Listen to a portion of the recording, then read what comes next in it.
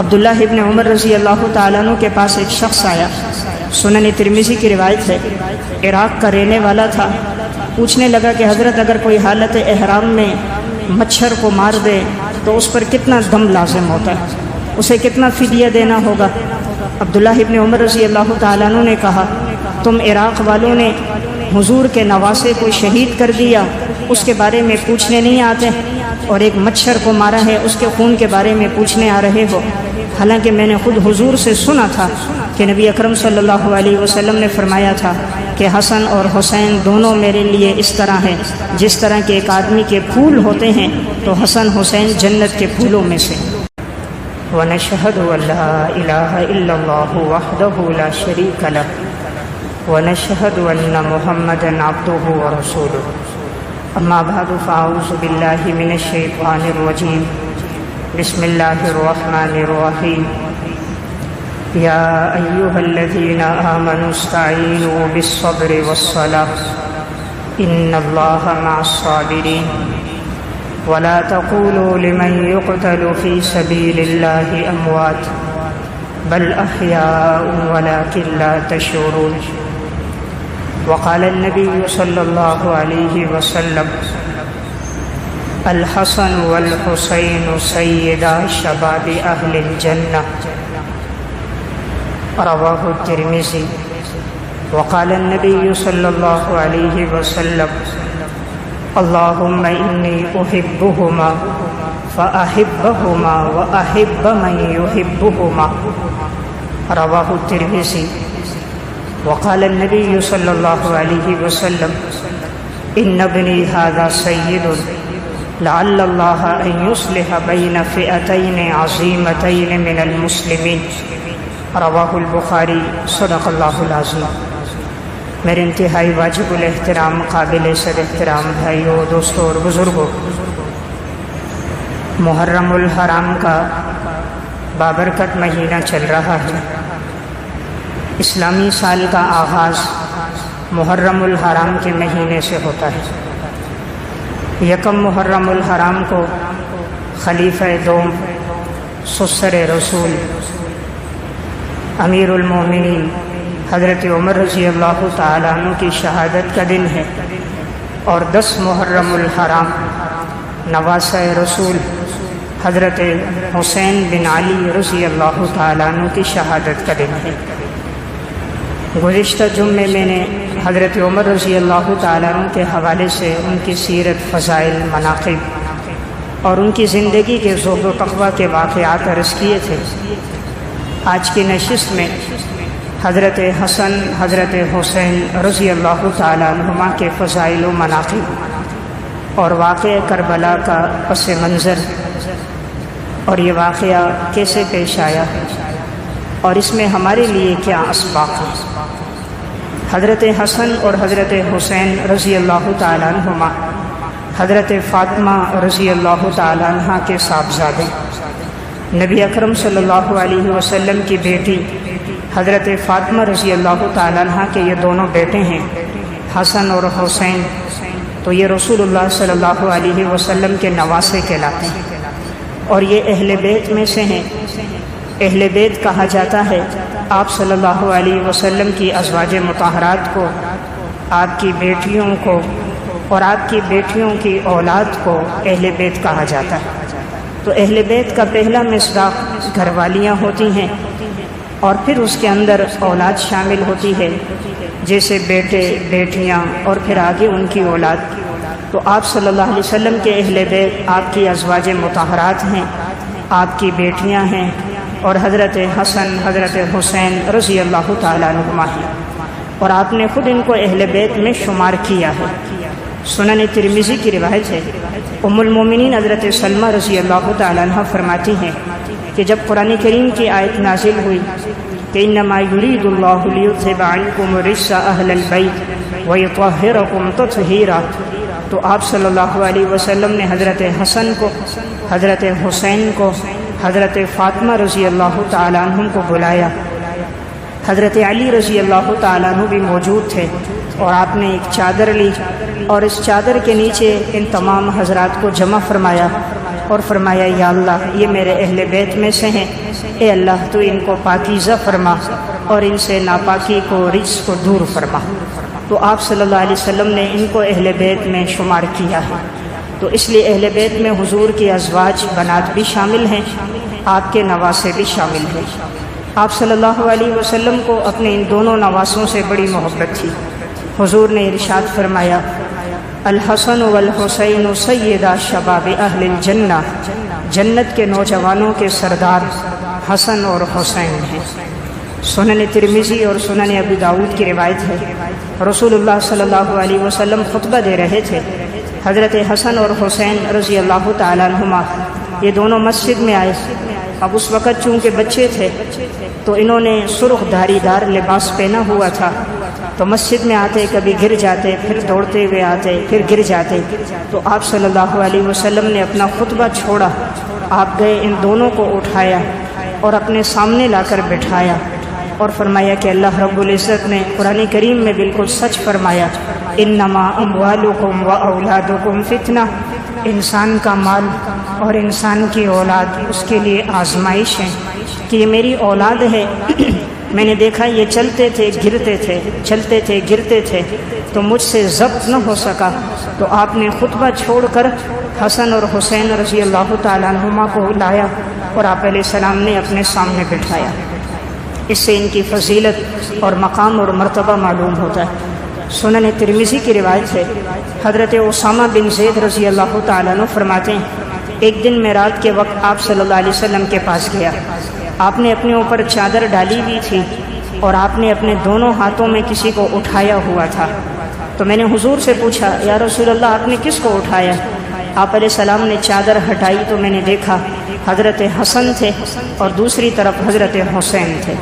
تو آپ صلی اللہ علیہ وسلم نے دعا فرمائی اللہم انی احبہما فاحبہما واحب من یحبہما، اے اللہ میں ان دونوں سے محبت کرتا ہوں، اے اللہ تو بھی ان سے محبت فرما اور تو ان سے بھی محبت فرما جو ان سے محبت کرے، یعنی جو حسن حسین سے محبت کریں اے اللہ تو ان سے بھی محبت فرما۔ تو رسول اللہ صلی اللہ علیہ وسلم کو حضرات حسنین سے بڑی محبت تھی۔ بسا اوقات آپ نماز پڑھا رہے ہوتے، سجدے میں ہوتے، حضرت حسن حسین میں سے کوئی آپ کے کندھے پہ چڑھ جاتا، آپ صلی اللہ علیہ وسلم اپنا سجدہ طویل فرما دیتے تھے، پھر وہ جب اترتے تو آپ سجدے سے اٹھتے تھے۔ اس سے اندازہ کیا جا سکتا ہے کہ نبی اکرم صلی اللہ علیہ وسلم کو اپنے ان نواسوں سے، بچوں سے بڑی محبت تھی۔ عبداللہ ابن عمر رضی اللہ تعالیٰ عنہ کے پاس ایک شخص آیا، سنن ترمذی کی روایت ہے، عراق کا رہنے والا تھا، پوچھنے لگا کہ حضرت اگر کوئی حالت احرام میں مچھر کو مار دے تو اس پر کتنا دم لازم ہوتا ہے، اسے کتنا فدیہ دینا ہوگا؟ عبداللہ ابن عمر رضی اللہ تعالیٰ عنہ نے کہا تم عراق والوں نے حضور کے نواسے کو شہید کر دیا، اس کے بارے میں پوچھنے نہیں آتے، اور ایک مچھر کو مارا ہے اس کے خون کے بارے میں پوچھنے آ رہے ہو، حالانکہ میں نے خود حضور سے سنا تھا کہ نبی اکرم صلی اللہ علیہ وسلم نے فرمایا تھا کہ حسن اور حسین دونوں میرے لیے اس طرح ہیں جس طرح کہ ایک آدمی کے پھول ہوتے ہیں تو حسن حسین جنت کے پھولوں میں سے، یعنی تم نے ان پھولوں کو شہید کیا، وہ نہیں پوچھتے، اور تم ایک مچھر کے بارے میں آ کر سوال کر رہے ہو۔ اس سے اندازہ کیا جاتا ہے کہ صحابہ اکرام کو بھی حضرات حسنین سے بڑی محبت تھی۔ صحیح بخاری کی روایت ہے، حضرت ابو بکر صدیق رضی اللہ تعالیٰ عنہ مسجد سے باہر آئے، حضرت حسن رضی اللہ تعالیٰ عنہ کھیل رہے تھے، حضرت ابو بکر صدیق رضی اللہ تعالیٰ عنہ نے اٹھایا اور انہیں اپنے کندھے پر بٹھایا اور مسکراتے ہوئے فرمایا حسن تم آپ صلی اللہ علیہ وسلم کے مشابہ ہو، حضرت علی ساتھ تھے، فرمایا علی کے مشابہ نہیں ہو، تم حضور کے مشابہ ہو۔ حضرت ابو بکر صدیق فرما رہے تھے اور حضرت علی دیکھ کر آپ کو مسکرا رہے تھے۔ تو گویا حضرات شیخین کو بھی بڑی محبت تھی رسول اللہ صلی اللہ علیہ وسلم کے نواسوں سے۔ سنن ترمذی کی روایت ہے، آپ صلی اللہ علیہ وسلم نے ایک دفعہ حضرت حسن کو اپنے کندھے پر اٹھایا ہوا تھا، آپ راستے میں جا رہے تھے، اتنے میں کسی نے کہا، حضرت حسن کو خطاب کر کے، بچے تھے، فرمایا آج تو بڑی بہترین سواری ہے، یعنی حضور نے تمہیں اٹھایا ہے تو بڑی بہترین سواری ہے۔ آپ صلی اللہ علیہ وسلم نے فرمایا سوار بھی بڑا بہترین ہے، سواری بہترین ہے یعنی میں، اور سوار بھی بڑا بہترین ہے یعنی حسن۔ تو رسول اللہ صلی اللہ علیہ وسلم کو دونوں سے بڑی محبت تھی۔ تو میں عرض کر رہا تھا حضرات حسنین کے بڑے فضائل ہیں۔ سنن ترمذی کی روایت ہے، حضرت ام سلمہ رضی اللہ تعالیٰ عنہ فرماتی ہیں کہ میں نے خواب میں دیکھا رسول اللہ صلی اللہ علیہ وسلم مجھے خواب میں آئے، آپ کے بال مبارک اور کپڑے پورا گندہ تھے، آپ غمگین اور پریشان تھے۔ میں نے پوچھا یا رسول اللہ کیا ہوا؟ کہا ان لوگوں نے ابھی میرے بیٹے کو یعنی حضرت حسین کو شہید کر دیا۔ تو یہ اس وقت کا واقعہ ہے جس دن حضرت حسین رضی اللہ تعالیٰ عنہ شہید ہوئے تھے کربلا میں۔ تو حضرت ام سلمہ رضی اللہ تعالیٰ عنہ نے خواب میں نبی اکرم صلی اللہ علیہ وسلم کو دیکھا تھا۔ رسول اللہ صلی اللہ علیہ وسلم ایک دفعہ بیٹھے تھے اور ایک فرشتے آئے، آپ سے بات فرمائی، چلے گئے، آپ رونے لگ گئے۔ آپ سے پوچھے گئے یا رسول اللہ آپ کیوں روئے؟ فرمایا انہوں نے آ کر مجھے ابھی بتایا تھا کہ آپ کی امت میں چند لوگ ہوں گے جو آپ کے نواسے حضرت حسین کو شہید کر دیں گے، اور انہوں نے مجھے وہ مٹی بھی دکھائی، تو اس لیے میں نے اسے دیکھا تو میں رونے لگ گیا۔ تو گویا آپ صلی اللہ علیہ وسلم کو پہلے یہ بات بتلا دی گئی تھی کہ آپ کے یہ نواسوں نے آگے جا کر شہید ہونا ہے۔ تو بڑے فضائل ہیں حضرات حسنین کے۔ مسند احمد کی روایت ہے، آپ صلی اللہ علیہ وسلم سفر میں جاتے تو پہلے حضرت فاطمہ کے ہاں جاتے، سفر سے واپس آتے تو حضرت فاطمہ کے ہاں پہلے واپس آتے۔ ایک دفعہ آپ آئے، حضرت فاطمہ کے دروازے پہ ایک پردہ لٹک رہا تھا، تو وہ ریشم کا تھا، انہیں معلوم نہیں تھا کہ اس کی ممانعت ہے۔ تو اسی طرح حضرت حسن حسین کے ہاتھوں میں ایک کڑے سے تھے لیکن وہ چاندی کے تھے۔ آپ صلی اللہ علیہ وسلم نے دیکھا تو آپ گھر میں داخل نہیں ہوئے، واپس ہو گئے۔ حضرت فاطمہ رضی اللہ تعالیٰ عنہ مزاج شناس تھی، فوراً سمجھ گئیں کہ شاید حضور اس لیے واپس ہوئے کہ پردہ لٹک رہا تھا اور ان کے ہاتھ میں کنگن تھے، ورنہ حضور تو جب دیکھتے ہیں حسنین کو اٹھاتے ہیں، چومتے ہیں۔ انہوں نے فوراً کنگن لیے اور اس کو توڑ دیے، پردہ اتارا اور اس کو پھاڑ دیا اور آپ صلی اللہ علیہ وسلم کی طرف بھیج دیا۔ اب وہ ٹوٹے ہوئے کنگن تھے، وہ حسنین کے ہاتھوں میں تھے، وہ بھی دوڑتے ہوئے حضور کے پاس گئے تو رو رہے تھے۔ آپ صلی اللہ علیہ وسلم نے حضرت صوبان سے فرمایا کہ جاؤ حضرت فاطمہ کے لیے ایک اور ہار لے کر آؤ چمڑے کا، اور پھر کہا ان کے لیے بھی وہ لے کر آؤ کنگن لیکن ہاتھی کے دانتوں کے بنے ہوئے ہوں۔ پھر آپ نے فرمایا میں نہیں چاہتا کہ میری اولاد کہ یہ زندگی عیش و عشرت کے اندر خواہشات میں گزارے۔ آپ کا مقصد تھا ان کی زندگی دنیا سے بے رغبتی میں گزرے، آخرت کے ساتھ تعلق میں گزرے، کہ اس طرح کا پردہ لٹکانا اور کنگن ہاتھوں میں ہونا یہ چونکہ اہل بیت کے مقام اور ان کے مرتبے کے مناسب نہیں تھا، اس لیے آپ نے پسند نہیں فرمایا۔ تو میں عرض کر رہا تھا اللہ تعالیٰ نے ان حضرات کو بڑا مقام دیا۔ حضرات صحابہ کو بھی ان سے بڑی محبت تھی۔ حضرت عمر رضی اللہ تعالیٰ عنہ الاصابہ فی تمیز الصحابہ میں واقع ہے، حضرت عمر حضرت امیر معاویہ رضی اللہ تعالیٰ عنہ کے ساتھ کچھ بات کر رہے تھے۔ عبداللہ ابن عمر دروازے پر تھے تو کچھ بات طویل ہوئی، مشورہ، عبداللہ ابن عمر واپس آنے لگے۔ حضرت حسین بھی دروازے پہ تھے، وہ بھی واپس ہو گئے کہ شاید حضرت عمر کوئی مشورہ خاص کر رہے ہیں۔ بعد میں حضرت عمر رضی اللہ تعالیٰ عنہ کے حضرت حسین سے ملاقات ہوئی، فرمایا بھائی تم کیوں واپس چلے گئے؟ فرمایا جب آپ کے بیٹے عبداللہ بن عمر چلے گئے تو میں بھی چلا گیا۔ حضرت عمر رضی اللہ تعالیٰ عنہ نے فرمایا کہ مجھے جو تم سے محبت اور تعلق ہے وہ اپنے بیٹے سے کئی گنا زیادہ ہے۔ اگر تم آتے تو تم آ کر مجھ سے اجازت لیتے، تم اندر آ جاتے، یعنی تمہیں یوں واپس جانا نہیں چاہیے تھا۔ اور اس موقع پر حضرت عمر نے فرمایا کہ ہمارے بالوں میں یہ جو سفیدی آ گئی اور ہمارے بال اسلام میں سفید ہو گئے، یہ تو تمہارے اور تمہارے خاندان کی وجہ سے ہے، یعنی حضور کے توفیل اللہ نے ہمیں ایمان کی دولت عطا فرمائی تو تمہارے تو بڑے احسانات ہیں مجھ پہ۔ گویا آپ صلی اللہ علیہ وسلم کے جانے کے بعد حضرات صحابہ کو بھی ان سے بڑی عقیدت تھی۔ سیر و اعلام النبلاء میں واقع ہے، حضرت عمر رضی اللہ تعالیٰ عنہ کے دور میں مال غنیمت آیا، مال غنیمت میں کپڑے آئے، سب تقسیم ہو گئے۔ اتفاق سے حضرت حسن حسین کے قد چھوٹے تھے، اس وقت بچے تھے، تو کوئی ایسا کپڑا نہیں تھا جو ان کے جسم پہ پورا آئے، تو ان کو نہ مل سکا۔ حضرت عمر رضی اللہ تعالیٰ عنہ کی ان بچوں سے ملاقات ہوئی راستے میں، کہا بھی تمہیں کپڑے نہیں ملے؟ کہا نہیں ملے۔ حضرت عمر نے فوراً یمن کے گورنر کو خط لکھا، جتنا جلدی ہو ان دونوں کے لیے لباس بنا کر جلدی سے بھیجو۔ انہوں نے فوراً وہاں سے لباس بنا کر بھیجے، اور جب وہ حضرت حسن حسین کو پہنائے گئے تو حضرت عمر رضی اللہ تعالیٰ عنہ کو بڑی خوشی ہوئی۔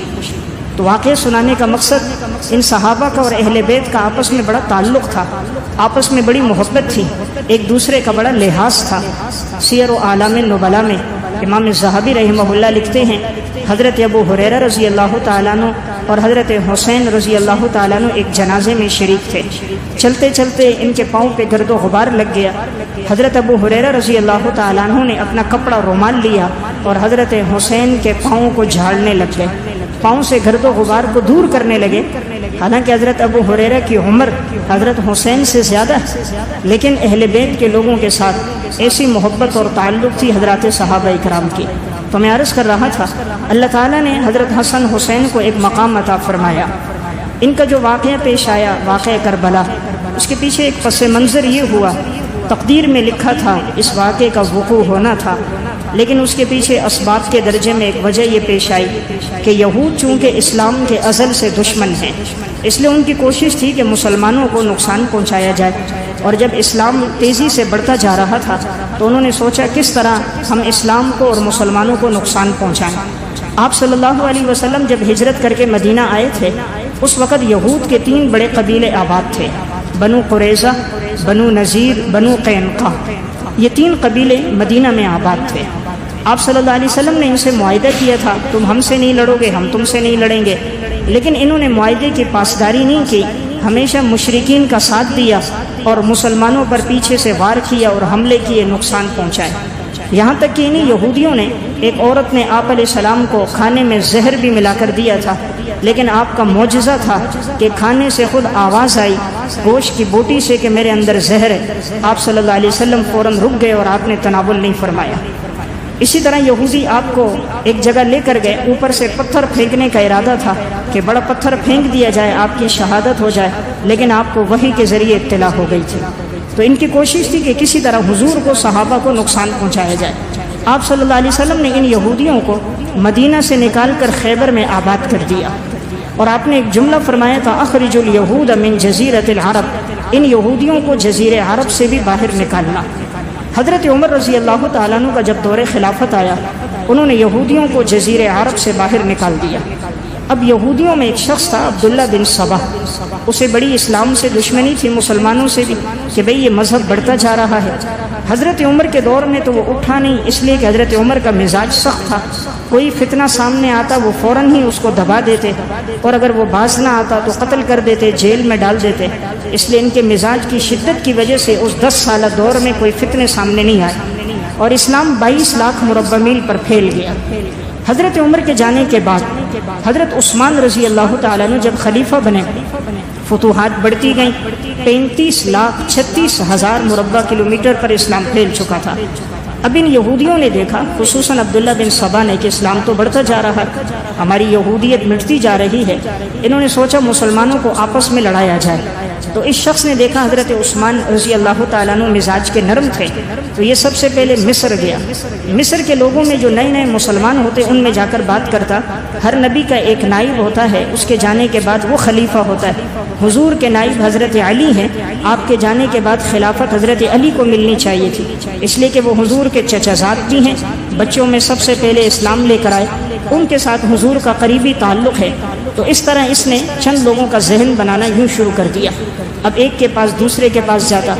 حضرت عثمان رضی اللہ تعالیٰ عنہ کو خبر ملی، انہوں نے کہا اس کو شام سے ملک بدر کرو۔ وہاں سے نکالا گیا، مصر گیا، مصر سے عراق گیا، مختلف جگہوں میں جاتا اور یہ لوگوں کی ذہن سازی کرتا، یہاں تک کہ اس نے ایک جماعت بنا دی۔ اور پھر یہ آیا ذی الحجہ کے مہینے میں سن 35 ہجری میں مدینہ، اور حضرت عثمان رضی اللہ تعالیٰ عنہ سے مطالبہ کیے کہ آپ خلافت چھوڑ دو۔ حضرت عثمان نے فرمایا میں نہیں چھوڑ سکتا، اس لیے کہ آپ صلی اللہ علیہ وسلم نے فرمایا تھا کہ اللہ آپ کو خلافت کی قمیص پہنائے گا، اور آپ نے اس کو نہیں چھوڑا، اور آپ نے وہ قمیص نہیں اتارنی، تو حضرت عثمان نے خلافت نہیں چھوڑی۔ تو بڑی بے دردی کے ساتھ تقریباً 40 دن آپ کو بھوکا پیاسا رکھ کر پھر حضرت عثمان رضی اللہ تعالیٰ عنہ کی شہادت ہو گئی۔ حضرت عثمان کی شہادت کے بعد واقعہ جمل پیش آیا، جنگ صفین ہوئی۔ ان دونوں جنگوں کے اندر بھی یہی سبائی ٹولہ تھا، اور اس کی منشا یہ تھی کہ مسلمانوں میں آپس میں انتشار اور افتراق ہو اور وہ ایک جگہ جمع نہ ہو۔ یہاں تک کہ ان دونوں جنگوں کے ختم ہونے کے بعد حضرت علی رضی اللہ تعالیٰ عنہ کی جب شہادت ہوئی ہے 21 رمضان المبارک سن 40 ہجری میں، تو عبد الرحمن بن ملجم ایک خارجی تھا، اس نے یہ پلاننگ کی کہ میں حضرت علی رضی اللہ تعالیٰ عنہ کو شہید کروں گا۔ 3 خارجیوں نے منصوبہ بنایا تھا، ایک نے کہا میں حضرت امیر معاویہ کو، ایک نے کہا میں عمرو بن عاص کو۔ تاکہ یہ اسلام کے 3 جو بڑے صحابہ ہیں یہ ایک دن میں مارے گئے تو اسلام اور مسلمان کمزور ہو جائیں گے۔ تو اب یہ لوگ سب نے پلاننگ کی فجر کی نماز میں حملہ کرنے کا۔ حضرت علی رضی اللہ تعالیٰ عنہ جب نکلے تو یہ پیچھے چھپا تھا دروازے کے پیچھے۔ عبد الرحمن بن ملجم کے ہاتھ میں زہر آلود نیزہ اور تلوار تھی۔ اس نے حضرت علی رضی اللہ تعالیٰ عنہ پر اندھیرے میں پیچھے سے وار کر کے حملہ کیا۔ حضرت علی زخمی ہو گئے اور انہی زخموں میں حضرت علی کی شہادت ہو گئی۔ حضرت امیر معاویہ رضی اللہ تعالیٰ عنہ اس دن نماز کے لیے آئے، لیکن آپ کے ساتھ محافظ ہوتے تھے تو آپ محفوظ رہے اور ان کا وار آپ پہ نہ چل سکا۔ اور عمر بن عاص رضی اللہ تعالیٰ عنہ اتفاق سے اس دن کسی عذر کی وجہ سے نماز میں نہ آ سکے تو وہ بھی محفوظ ہو گئے۔ حضرت علی کی جب شہادت ہو رہی تھی، انہوں نے اپنے بیٹے حضرت حسن رضی اللہ تعالیٰ عنہ کو اپنا نائب بنایا۔ تو حضرت حسن کی خلافت آئی، 6 مہینے تک حضرت حسن رضی اللہ تعالیٰ عنہ خلیفہ رہے۔ اس کے بعد انہوں نے حضرت امیر معاویہ رضی اللہ تعالیٰ عنہ کے ہاتھ پر بیعت کر لی، اور آپ صلی اللہ علیہ وسلم کے وہ پیشن گوئی پوری ہو گئی۔ ان ابنی ھذا سید لعل اللہ ان یصلح بین فئتین عظیمتین من المسلمین، میرا یہ بیٹا سردار ہے اور اللہ تعالیٰ اس کے ذریعے سے 2 مسلمان جماعتوں کے درمیان میں صلح کروائے گا۔ تو حضور نے دونوں جماعتوں کو مسلمان جماعت کہا، حضرت امیر معاویہ کی جماعت کو بھی، حضرت علی رضی اللہ تعالیٰ عنہ کی جماعت کو بھی۔ تو صلح ہو گئی۔ صلح کے بعد حضرت امیر معاویہ رضی اللہ تعالیٰ عنہ 19 سال تک خلیفہ رہے، اور آپ کی خلافت سن 41 سے شروع ہو کر سن 60 ہجری تک رہی۔ اور پھر اتنی فتوحات بڑی ہیں کہ حضرت امیر معاویہ کے دور میں 66 لاکھ مربع میل پر اسلام پھیل گیا، آدھی سے زیادہ دنیا فتح ہو گئی۔ اب اسلام تیزی سے پھیلتا جا رہا تھا۔ جب حضرت امیر معاویہ کے انتقال کا وقت قریب آیا، انہوں نے سوچا کہ میرے بعد خلیفہ کون ہو تاکہ امت میں دوبارہ انتشار نہ ہو جیسے پہلے انتشار تھا۔ تو انہوں نے بعض صحابہ اکرام اور بعض اہل رائے سے مشورہ لیا۔ تو حضرت مغیرہ بن شعبہ رضی اللہ تعالیٰ عنہ نے رائے دی کہ آپ اپنے بیٹے یزید کو خلیفہ بنا دیں۔ اس وقت تک یزید میں کوئی بات خلاف شرع نہیں تھی، یزید میں اس وقت کوئی بات ایسی نہیں تھی جو دین کے منافی ہو، یعنی اس کے کوئی گناہ یا کوئی منفی چیزیں نہیں تھی، بظاہر اس میں بالکل ٹھیک تھا، صوم و صلاۃ کو ادا کرنے والا تھا، کوئی بات خلاف شرع سامنے نہیں تھی۔ دونوں نے ایک نیک نیتی کے ساتھ مشورہ دیا تاکہ دوبارہ فتنہ سامنے نہ ہو جائے، امت میں انتشار سامنے نہ آئے۔ حضرت امیر معاویہ نے بھی اس لیے بنایا تھا کہیں ایسا نہ ہو کوئی اور خلیفہ بنے اور لوگ اس کے ہاتھ پر بیعت نہ کریں، تو جیسے پہلے انتشار تھا بعد میں نہ انتشار ہو جائے۔ تو حضرت معاویہ بھی خلیفہ بناتے وقت یہی بات سامنے تھی کہ بنو امیہ کے لوگ اور شام کے لوگ کسی اور کی بیعت پہ راضی نہیں ہوں گے، اس لیے کہ وہ بہت بڑی جماعت ہے اہل شام کے لوگ۔ تو انہوں نے اپنے بیٹے کو خلیفہ بنا دیا۔ اب یہاں افضل لوگ موجود تھے، افضل صحابہ اکرام بھی تھے، لیکن افضل کی موجودگی میں مفضول کو خلیفہ بنانا اس لیے کہ تاکہ امت میں انتشار نہ ہو، لڑائی جھگڑا اور فساد نہ ہو، تو اس کے نظیر شریعت میں موجود ہے۔ حضرت معاویہ نے جب پہلا خطبہ دیا تھا تب بھی یہ بات فرمائی تھی کہ میں نے صرف اس لیے بنایا کہ اس سے امت میں انتشار نہ ہو، تو ان کا مقصد معاذ اللہ کوئی اور نہیں تھا۔ لیکن جس وقت یزید کی خلافت آئی سن 60 ہجری 22 رجب کو حضرت امیر معاویہ رضی اللہ تعالیٰ عنہ کا انتقال ہو گیا۔ اب یزید نے اپنے تمام گورنروں کو لکھا کہ تم زبردستی سب سے میرے لیے بیعت لو، جو بیعت نہ کرے تو اس پر سختی کرو۔ اس وقت کوفہ کے اندر جو گورنر تھے وہ نعمان بن بشیر رضی اللہ تعالیٰ عنہ تھے، بصرہ میں گورنر عبید اللہ بن زیاد تھے، اور مدینہ میں گورنر ولید بن عتبہ تھے۔ تو اس نے سب کو لکھا کہ تم بیعت لو۔ اب لوگ بیعت کر رہے تھے، لیکن مدینہ میں جو کبار صحابہ تھے ان میں بڑے صحابہ عبداللہ بن عباس، عبداللہ بن عمر، عبداللہ بن زبیر، حضرت حسین رضی اللہ تعالیٰ عنہم، ان حضرات نے ابتدا میں بیعت نہیں کی۔ بعد میں انہوں نے تو بیعت کر لی، لیکن حضرت عبداللہ بن زبیر نے جو حضرت ابو بکر صدیق کے نواسے ہیں، اور حضرت حسین جو آپ صلی اللہ علیہ وسلم کے نواسے ہیں، انہوں نے بیعت نہیں کی، اور پھر یہ رات کے وقت وہاں مدینہ سے نکل کر مکہ چلے آئے۔ مکہ جب یہ پہنچ گئے یزید کو ادھر پتہ چلا کہ انہوں نے بیعت نہیں کی، تو یزید نے وہاں سختی سے پیغام دیا کہ ان سے زبردستی بیعت لو۔ اب چونکہ مکہ میں وہ دن حج کے شروع ہو گئے تھے، جس وقت حضرت حسین عبداللہ ابن زبیر مدینہ سے نکل کر مکہ آئے ہیں تو اس وقت شعبان کا مہینہ تھا، اور یہ 4 شعبان کو وہاں پہنچے ہیں۔ تو اب آگے رمضان کا مہینہ آ گیا، اور اس کے فوراً بعد شوال سے حجاج کے قافلے آنا شروع ہو گئے، اس لیے اس وقت تو اس نے کوئی حکم نہیں دیا۔ جب حجاج کرام کے قافلے اب واپس جانے لگے، ادھر سے اہل کوفہ کو پتہ چلا، انہوں نے خطوط لکھے حضرت حسین رضی اللہ تعالیٰ عنہ کو آپ آئیں ہم آپ سے بڑی محبت رکھتے ہیں، ہم کوفہ میں آپ کو اپنی خلافت دیں گے، ہم چاہتے ہیں اہل بیت کے ساتھ ہمارا تعلق ہو۔ تو خطوط اتنی کثرت سے لکھے گئے کہ بوریاں بھر بھر کے خطوط بھیجے گئے، اور بعض مورخین نے لکھا ہے کہ 18,000 خطوط لکھے گئے۔ جو بھی وہاں سے قافلہ آتا تو بوریوں میں خطوط ہوتے، حضرت حسین تک پہنچائے جاتے مکہ میں کہ آپ جلدی آئیں، لوگ انتظار میں ہیں آپ کے ہاتھ پر بیعت کرنے کے لیے۔ جب خطوط کی اتنی کثرت ہوئی، عبداللہ بن زبیر انہوں نے مکہ کے اندر اپنی خلافت قائم کر دی۔ تو اب حضرت حسین صرف اس نیت سے کہ لوگ محبت کرتے ہیں، مجھے بلا رہے ہیں، تو حضرت حسین رضی اللہ تعالیٰ نے جانے کا ارادہ کیا۔ عبداللہ بن عمر کے پاس مشورے کے لیے آئے۔ عبداللہ بن عمر رضی اللہ تعالیٰ نے فرمایا کہ آپ مت جاؤ، اس لیے کہ یہ لوگ بے وفا ہیں، آپ کے والد سے بھی وفا نہیں کی، آپ کے بھائی سے بھی نہیں کی، تو میرا مشورہ ہے کہ آپ نہ جاؤ، اگر آپ جاؤ تو آپ اپنے بچوں کو مت لے کر ساتھ جاؤ۔ حضرت حسین نے فرمایا انہوں نے خطوط مجھے بڑی کثرت کے ساتھ لکھے، تو شاید یہ مجھ سے اور اہل بیت سے بڑی محبت کرتے ہیں۔ حضرت حسین رضی اللہ تعالیٰ عنہ نے جانے کا ارادہ کر دیا۔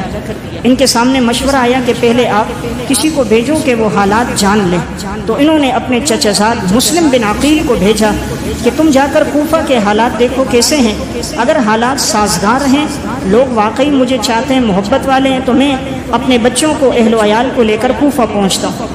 مسلم بن عقیل یہاں سے روانہ ہوئے اور کوفہ پہنچے۔ جب پہلے دن پہنچے تو 18,000 افراد نے ان کے ہاتھ پر بیعت کی، اور مسلسل جوگ در جوگ لوگ آ رہے تھے، قافلوں کے قافلے آ رہے تھے کہ ہم آپ کے ساتھ ہیں، آپ حضرت حسین کو یہاں بلائیں، ہماری نئی نسل چاہتی ہے اہل بیت کو ہم دیکھیں۔ حضرت مسلم بن عقیل نے دیکھا کہ حالات اچھے ہیں، لوگوں کی محبت ہے، لوگ اتنی کثرت سے آ رہے ہیں، انہوں نے یہاں سے خط لکھ دیا کہ حضرت آپ آئیے، حالات ٹھیک ہیں۔ اب یہ خط حضرت حسین کو جیسے پہنچا، اس دور میں ٹیلی فون کا نظام تو تھا نہیں کہ لمحے لمحے کی خبر آئی، قاصد لے کر خط پہنچا۔ حضرت حسین اپنے گھر والوں، اپنے بچوں، چچا زاد کو لے کر نکلے، تو ان میں تقریباً 72 آدمی اہل بیت کے تھے۔ کل قافلہ بعض مورخین نے لکھا ہے 140 افراد پر مشتمل تھا، اور جن میں آگے جو شہید ہوئے ہیں وہ 72 لوگ ہیں جو بنو ہاشم میں سے تھے، اس خاندان کے جو شہید ہوئے۔ اب یہ چونکہ لڑنے کی نیت سے گئے نہیں، لڑنے کی نیت ہوتی تو اپنے بچوں کو، دودھ پیتے بچوں کو ساتھ لے کر نہ جاتے، یہ تو صرف اس نیت سے کہ ان لوگوں نے خطوط لکھے اور بلایا ہے۔ حضرت حسین ساتھ خطوط بھی لے کر نکلے۔ اب یہ قافلہ مکہ سے روانہ ہو رہا ہے، کوفہ کی طرف جا رہا ہے۔ 8 ذی الحجہ کو سن 60 ہجری میں یہ قافلہ یہاں سے نکل گیا۔ مسلم بن عقیل جب وہاں پہنچ گئے، اس وقت گورنر تھے نعمان بن بشیر رضی اللہ تعالیٰ عنہ، وہ صحابی تھے، وہ نرم مزاج کے تھے۔ انہوں نے مسلم بن عقیل کو کچھ نہ کہا، جو ان کے ہاتھ پر بیعت کر رہا تھا انہوں نے کوئی بات نہیں کی۔ یزید کو پتہ چل گیا اس طرح ان کے ہاتھ پر بیعت ہو رہی ہے، تو یزید بدبخت نے فوراً ان کو ہٹایا اور ان کی جگہ گورنر عبید اللہ بن زیاد کو بنا دیا۔ عبید اللہ بن زیاد ایک عام آدمی ہے، فاسق فاجر آدمی ہے، اس کو گورنر بنا کر کہا کہ تم سختی کرو اور جو بھی ان کے ہاتھ پر بیعت کرے ان کو تلوار کے ساتھ سیدھا کرو، اور کسی کو مسلم بن عقیل کے ہاتھ پر بیعت نہ کرنے دو، اور اپنی طاقت ان پہ ظاہر کرو۔ عبید اللہ بن زیاد گھوڑے پر آیا، اس نے اپنا منہ باندھا ہوا تھا، یہ جیسے ہی کوفہ میں داخل ہوا کہا اب میں گورنر ہوں، اور اپنا پیغام بتا دیا کہ میرے پاس یہ پیغام موجود ہے، اور اس نے کہا جس نے ان کے ہاتھ پر بیعت کی میں اسے قتل کروں گا۔ تو عبید اللہ بن زیاد کی ایک دھمکی سے جو کوفہ کے لوگ جنہوں نے اتنے خطوط لکھ کر بلایا تھا سب کے سب بے وفا تھے، سارے پیچھے ہٹنا شروع ہو گئے۔ اگلے دن دیکھا 18,000 کے اندر 6,000 رہ گئے، اس کے بعد 2,000 رہ گئے، تیسرا دن آیا تو صرف 5 سے 6 آدمی رہ گئے، باقی سب نے ساتھ چھوڑ دیا۔ اب جن کے ہاں حضرت مسلم بن عقیل ٹھہرے تھے وہ ہانی بن عروہ ان کے ہاں ٹھہرے ہوئے تھے، تو اس بدبخت نے عبید اللہ نے ہانی بن عروہ سے کہا ان کو میرے حوالے کرو، نہیں تو میں تمہیں بھی قتل کروں گا، ان کو بھی۔ پھر اس نے ایک لشکر لے کر حملہ کیا اور حضرت مسلم بن عقیل کو انہوں نے بہت زخمی کر دیا۔ مسلم بن عقیل نے دیکھا جب حالات ٹھیک نہیں ہیں، انہوں نے فوراً ہی قاصد ایک روانہ کیا اور خط لکھ دیا کہ حضرت حالات ٹھیک نہیں ہیں، آپ مت آؤ۔ اب پہلا خط تو حضرت حسین کو پہنچا تھا، اس وقت حالات ٹھیک تھے، وہ نکل گئے۔ دوسرا انہوں نے پیغام بعد میں دیے کہ آپ مت آؤ، قافلہ نکل کر راستے میں پہنچ گیا۔ اب اس بدبخت نے حضرت مسلم بن عقیل کو شہید کیا اور بڑی بے دردی کے ساتھ شہید کیا گیا۔ وہ اس طرح کہ یہ زخمی حالت میں رات گلیوں میں دوڑ رہے تھے، پناہ کی جگہ کوئی نہیں تھی۔ مسلم بن عقیل کی تو ایک خاتون نے پناہ دی اور پانی پلایا، زخموں کی مرہم پٹی کی، تو اس کا جو بیٹا تھا وہ محمد بن اشعث کے ساتھ اس کا تعلق تھا، وہ عبید اللہ بن زیاد کا خاص آدمی تھا۔ اس نے عبید اللہ کو جا کر کہا جو تمہیں مطلوب ہے آدمی وہ تو ہمارے گھر میں، مجھے کتنا انعام دو گے؟ اس نے کہا اتنا انعام ملے گا۔ تو اس بدبخت نے وہ زخمی حالت میں مسلم بن عقیل ان کے حوالے کیا گیا اور اس طرح انہیں شہید کر کے ان کی لاش اوپر سے انہوں نے نیچے پھینک دی۔ اب مسلم بن عقیل جو اہل بیت میں سے تھے وہ شہید ہو گئے۔ راستے میں حضرت حسین جب قافلے کے ساتھ آ رہے ہیں، اب ان کو خبر پہنچی کہ مسلم بن عقیل کی تو شہادت ہو گئی۔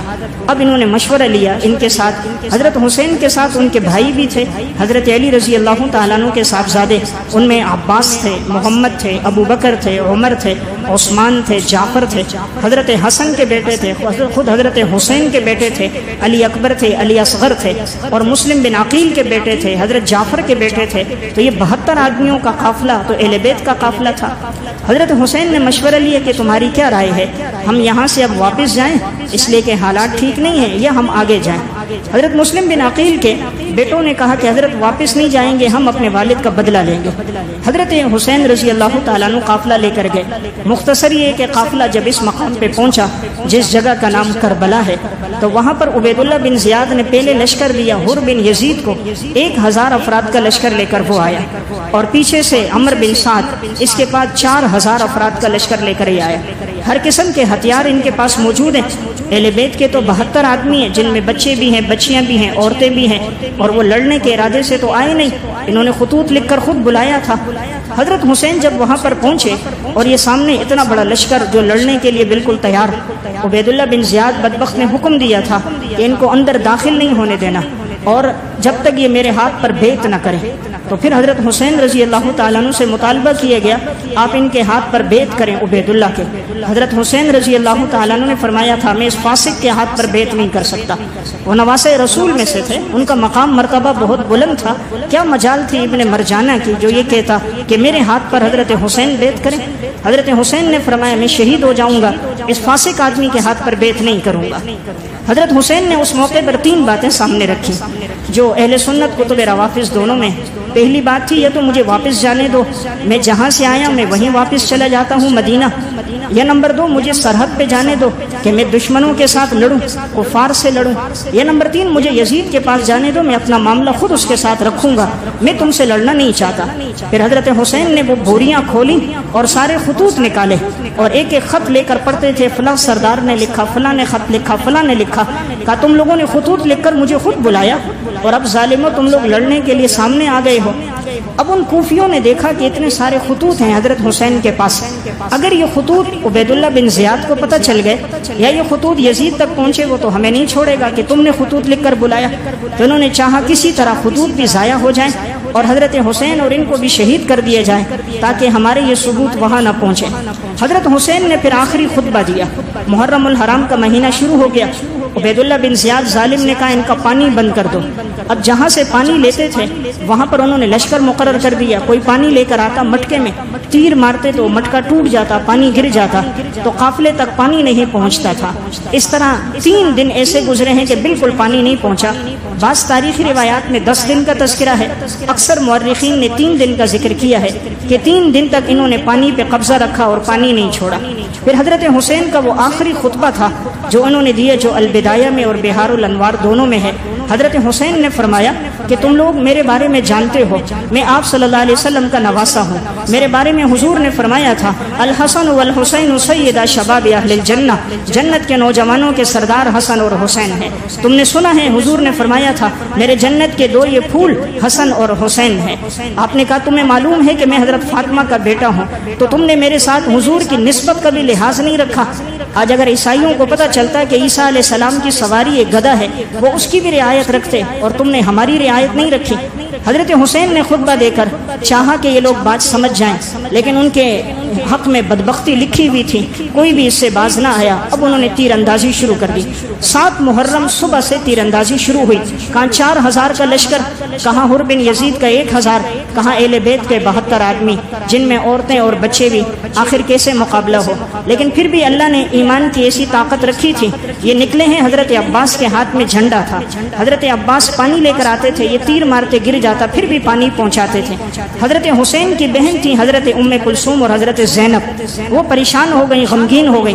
حضرت حسین نے ان کو تسلی دی تھی بہار الانوار میں کہ اگر میں شہید ہو گیا، یہ بچے تم نے رونا نہیں ہے، سینہ کوبی نہیں کرنا، تم نے اپنے سینوں کو پیٹنا نہیں ہے، تم نے صبر کرنا ہے، اور یہی میرے نانا کی تعلیمات ہیں۔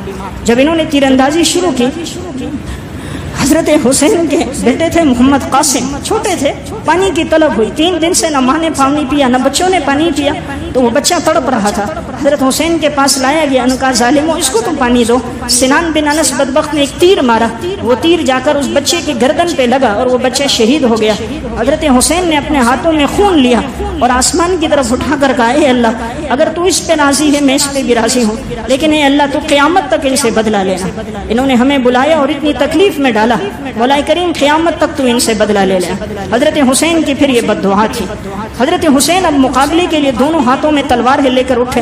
حضرت عباس حضرت حسین کے بھائی ہیں، فرمایا جب تک ہماری جان میں جان ہے آپ آگے نہیں آئے۔ حضرت حسین کے سگے بھائی حضرت عباس جن کے ہاتھ میں جھنڈا تھا، حضرت جعفر، محمد، ابو بکر، عمر، عثمان، یہ سارے آگے بڑھ کے لڑتے رہے، یہاں تک کہ یہ سب کے سب شہید ہو گئے۔ پھر حضرت حسن کے بیٹے تھے وہ شہید ہو گئے۔ حضرت حسین کے اپنے بیٹے تھے، علی اکبر تھے، علی اصغر تھے، ان کی شہادت ہو گئی۔ مسلم بن عقیل کے بیٹے تھے، وہ شہید ہو گئے۔ یعنی اہل بیت کے 72 آدمیوں کا خون یہاں گر چکا ہے، اور یہ سب لاشیں حضرت حسین رضی اللہ تعالیٰ عنہ کے سامنے۔ پانی نہیں تھا لیکن تیمم کر کے نماز پڑھی ہے۔ کربلا میں ایک دن حضرت حسین نے نماز نہیں چھوڑی۔ یہ آنے والی امت کو درس دینا تھا کہ تم جس نواز رسول کا نام لیتے ہو، انہوں نے تو کربلا میں بھی نماز نہیں چھوڑی، ہر نماز آپ نے وہاں جماعت کے ساتھ ادا کی ہے۔ جب حضرت حسین کی حالت زیادہ زخمی حالت میں ہو گئے، اپنے یہاں گھر والوں کے پاس آئے تو وہ خیموں کے اندر تھے۔ بعض بدبختوں نے خیموں کو آگ لگا دی، خیموں میں جو خواتین تھے، بچے تھے، وہ جھلسنے کی وجہ سے وہ باہر نکلنے لگے، تکلیف کی حالت میں تھے۔ حضرت زینب بھی پریشان ہو گئی۔ حضرت حسین نے تسلی دی کہ آپ پریشان نہ ہو، زندگی رہی تو ٹھیک ورنہ حوض کوثر پہ ملاقات ہوگی۔ پھر حضرت حسین کے ہاتھ میں تلوار تھی، دونوں ہاتھوں میں لے کے لڑے۔ ایک آدمی نے چند دنوں سے کھایا بھی نہ ہو، پانی بھی نہ پیا ہو، 70 لاشیں سامنے گر گئی ہوں، اپنے ہاتھوں میں اپنے بیٹوں کا خون ہو، اپنی نظروں کے سامنے بھائیوں کی گرتی لاشیں ہوں، اپنے سامنے بھتیجوں کی لاشیں ہوں، اور اپنی بیٹیاں اپنی بہنیں سامنے خیمے میں پڑی بے سر و سامانی کی حالت میں ہو۔ لیکن کیا ایمان تھا حضرت حسین کا، فرمایا میں اس فاسق کے ہاتھ پر بیعت نہیں کر سکتا، اس عبید اللہ بن زیاد کے ہاتھ پر میں بیعت نہیں کروں گا۔ حضرت حسین لڑتے رہے، آخر زخمی حالت میں تھے۔ یہ ذل جوشن بدبخت آگے بڑھا، سنان بن انس پیچھے سے انہوں نے وار کر دیا، حضرت حسین کے بائیں ہاتھ پہ لگا، بائیں ہاتھ کٹ گیا۔ اب دائیں ہاتھ سے لڑتے تھے، 43 زخم لگے تھے تلوار کے نیزے کے، 43 زخم لگے ہیں تلوار کے نیزوں کے، لیکن پیچھے نہیں ہٹے، آخری دم تک لڑے ہیں۔ پھر آخر میں سنان بن انس نے پیچھے سے ایک تیر مارا، حضرت حسین کے گردن میں لگا، آپ نیچے جھکے ہیں، سجدے کی حالت میں گئے ہیں، اس بدبخت نے تلوار کا وار کیا اور حضرت حسین رضی اللہ تعالیٰ عنہ کا سر اقدس ہلک ہو گیا۔ پھر یہ ظالم سر لے کر عبید اللہ بن زیاد کے پاس آئے تھے۔ اس بدبخت نے کہا تھا ان کے جسموں پہ گھوڑے دوڑا دینا، تو حضرت حسین اور کربلا والوں کے جسموں پر ان بدبختوں نے گھوڑے دوڑا دیے۔ یہ اسلام جو پھیلا ہے یہ خون سے پھیلا ہے، اسلام کے درخت کو جو آبیاری ہوئی ہے یہ خون کے ساتھ آبیاری ہوئی ہے۔ پھر اللہ نے اس درخت کو اتنا ثمرآور بنایا۔ جب حضرت حسین کا سر مبارک عبید اللہ بن زیاد کے پاس لایا گیا، اس بدبخت کے ہاتھ میں چھڑی تھی اور یہ حضرت حسین کے ہونٹوں پہ چھڑی مارنے لگا۔ زید ابن ارقم موجود تھے، فرمایا ظالم اس چھڑی کو ہٹا، میں نے ان ہونٹوں پر رسول اللہ صلی اللہ علیہ وسلم کے ہونٹوں کو لگتا ہوا دیکھا، میں نے ان ہونٹوں پر رسول اللہ صلی اللہ علیہ وسلم کے ہونٹوں کو لگتا ہوا دیکھا ہے کہ آپ ان کا بوسہ لیتے تھے، اس اپنی چھڑی کو یہاں سے ہٹا۔ پھر اللہ نے اس بدبخت کو بھی سزا دی ہے۔ سنن ترمذی کی روایت ہے، یہی عبید اللہ بن زیاد آخر میں جب یہ مرا ہے، اس کی لاش رکھی ہوئی تھی، لوگوں نے کہا سانپ آ گیا، سانپ وہ آیا اور آ کر اس کے پہلے یہاں کانوں سے داخل ہوا، ناک کے نتنوں سے نکلا، پھر تھوڑی دیر ٹھہرا، پھر ناک کے نتنوں سے داخل ہوا، پھر کان سے نکلا، 3 مرتبہ ایسا ہوا ہے۔ سب کے سامنے اللہ نے اس عبید اللہ بن زیاد کو رسوا کر دیا۔ جتنے لوگ اس میں شریک تھے حضرت حسین رضی اللہ تعالیٰ عنہ کی شہادت میں، اللہ نے سب کو دنیا میں ذلیل و رسوا کیا۔ یہ جو ذل جوشن تھا اس کا بھی بڑا عبرتناک انجام ہوا، سنان بن انس کا۔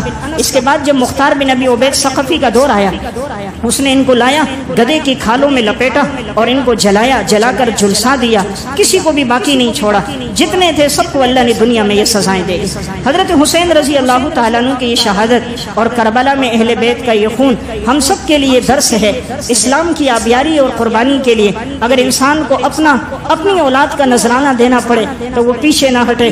امت میں اس سے مقدس خون کوئی نہیں تھا، لیکن وہ بھی اسلام کے لیے بہا ہے، اور ایک دن میں نہیں، ایک دو آدمیوں کا نہیں، 72 آدمیوں کا یہ خون بہا ہے۔ اس میں ہمارے لیے درس ہے کہ ہم ان کے مقام مرتبے کا بھی لحاظ رکھیں، صحابہ سے بھی محبت ہو۔ بعض لوگ اہل بیت کے تذکرے میں صحابہ کو برا بھلا کہتے ہیں، یہ بھی غلط ہے۔ صحابہ تو پہلے دنیا سے ابو بکر، عمر، عثمان چلے گئے، ان کی کیا غلطی اور قصور، اس میں صحابہ کو برا کہنا یہ بھی غلط۔ اہل سنت والجماعت تمام صحابہ کرام سے محبت رکھتے ہیں، اور یہی ہمارے ایمان کا حصہ ہے، اور ہمیشہ یہ دعا کرنی چاہیے اللہ رب العزت ہمیں ان صحابہ کرام اور اہل بیت کے نقش قدم پر چلنے کی توفیق عطا فرمائے۔ وآخر دعوانا الحمدللہ رب العالمین۔